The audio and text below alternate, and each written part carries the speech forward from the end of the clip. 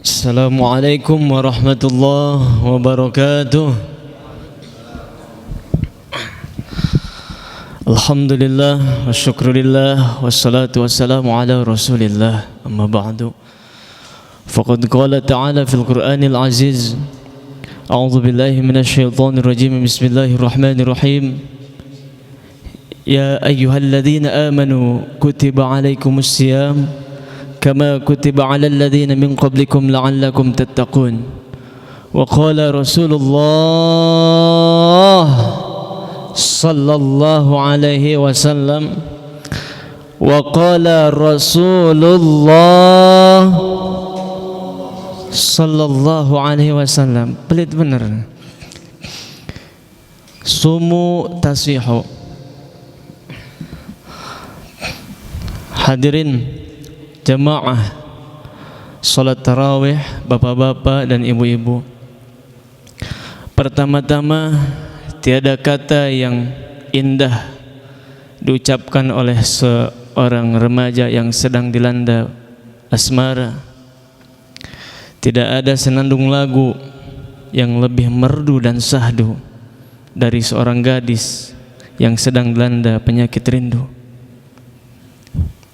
Tiada kata yang indah melainkan puja beserta puji syukur kita kehadirat Allah Subhanahu wa taala, yang mana kita semuanya telah diberikan limpahan rahmat, nikmat iman, sehat jasmani maupun rohani, hidayah dan inayah, sehingga kita semua dapat berkumpul untuk melaksanakan ibadah salat sunnah tarawih di masjid yang mulia ini.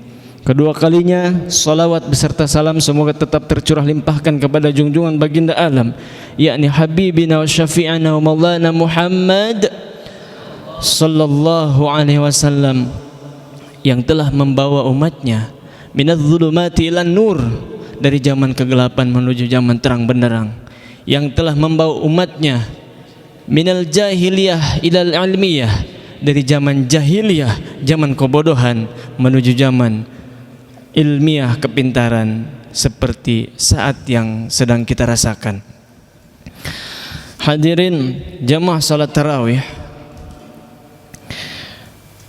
saya diberikan amanat daripada guru kita Ustaz Arifin. Kita doakan semoga beliau segera dipulihkan dan diangkat penyakitnya, dan kita berdoa bersama-sama semoga kita yang hadir di sini yang mempunyai penyakit apapun, semoga Allah angkat penyakit kita segera. Termasuk diri saya sendiri sedang merasakan tidak enak badan, tetapi insya Allah akan saya paksakan untuk bisa berbicara di hadapan bapak-bapak hadirin salat tarawih. Yang disampaikan kepada saya adalah dengan tema berpuasa dan bersabar menahan amarah. Hadirin jamaah salat tarawih, puasa dan bersabar itu adalah suatu kesatuan yang tidak bisa kita pisahkan, sebagaimana laut dan pantai. Puasa dan sabar itu adalah satu kesatuan sebagaimana api dan bara. Artinya ketika seseorang berpuasa, apa arti puasa? Puasa itu adalah menahan. Ketika seseorang menahan, maka identik di situ ada yang namanya sabar. Puasa itu adalah tugas badan, zahiriyah, sedangkan sabar itu adalah af'alul qalb, tugas hati. Jadi puasa dan sabar adalah suatu kesatuan antara hardware dengan software. Kalau bahasa elektroniknya, hardware itu adalah jasad kita, software itu adalah hati kita. Oleh karena itu, hardware dan software ini harus sinkron ketika kita berpuasa. Harus sinkron. Artinya sinkron ketika jasad kita menahan lapar, ketika jasad kita menahan haus, dahaga dan sebagainya, maka hati kita pun harus bisa menahan daripada penyakit-penyakit yang diharamkan untuk dilaksanakan oleh hati. Apa saja yang diharamkan untuk hati? Di antaranya adalah riya, hasud, takabur, sombong, sum'ah dan sebagainya. Itu ketika berpuasa harus kita tahan juga. Nah, ketika kita sudah sinkron antara hardware dengan software, jasad kita dengan hati kita, maka disitulah puasa yang istimewa. Kalau kata Imam Ghazali, itulah puasa khos bil khos. Puasa ada 3 tingkatan, saudara. Yang pertama adalah puasa am, puasa awam, puasa pada umumnya kita, yakni puasa hanya sekedar menahan lapar dan haus dan bersetubuh dengan istri. Itu adalah puasa am. Makanya bahasa Tuan Syekh Abdul Qadir Al-Jailani waliullah dengan kalamnya, kamin shaimin muftirin wa kamin muftirin shaimin. Berapa banyak orang yang berpuasa tetapi seperti orang yang tidak berpuasa, tidak ada ganjaran. Maksudnya apa? Dia berpuasa, tidak makan, tidak minum, namun penglihatannya, pendengarannya, seluruh jasadnya tidak dipuasakan kepada Allah, dan hatinya tidak puasa kepada Allah. Tetapi wa kam min muftirin shaimin, berapa banyak orang yang berbuka di waktu maghrib. Kelihatannya seorang ustadz berbuka meminum air di waktu maghrib, tetapi pada hakikatnya dia tidak membatalkan yang lainnya. Yang dia batalkan hanya seteguk air minum dan korma, tetapi penglihatannya, matanya, telinganya dan seluruh jasadnya tidak ia batalkan. Artinya lisannya tidak dipakai untuk ngeghibah, tidak dipakai untuk hasud, tidak dipakai untuk dan sebagainya, mengadu domba dan yang lainnya. Itulah puasa khusus. Jadi ketika seseorang bisa puasa dengan badannya seluruhnya, itu namanya khusus. Kalau am hanya menahan lapar dan minum.